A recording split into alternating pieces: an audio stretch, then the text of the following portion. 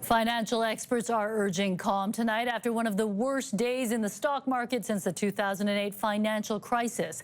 As the COVID-19 outbreak threatens to shrink your savings, CTV's Penny Daflos looks into how to weather the storm. The markets were a sea of red as investors bailed on stocks and handed the Dow Jones its biggest one-day loss since the 2008 financial crisis. The sell-off was triggered by fears the COVID-19 coronavirus could impact the global economy. It probably is going to cause not just a recession in Canada, but a global recession. With manufacturing scaled down in China, companies of all sizes and types are looking at shortages. Overall, U.S. markets fell more than 4%. The Dow down 1,200 points, its biggest ever one-day point loss.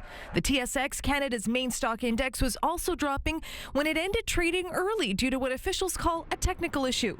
It fell 325 points, about 1.9%. Just worrying about what happens in one day or 1 week, that's not how you should be running a retirement or any financial plan. Like most financial planners getting panicked phone calls, this Langley advisor is urging calm and not acting out of fear. That's people's immediate reaction is, look how much money I've lost in my portfolio.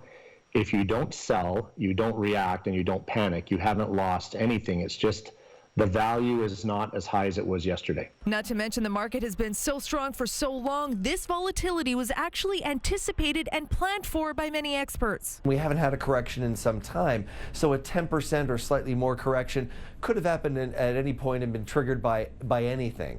Analysts point out markets fell and rebounded after the SARS and H1N1 outbreaks, but it didn't happen overnight. With COVID-19, a lot will depend on whether officials can curb the spread of infections. It's simply too soon to know that or make any big financial decisions.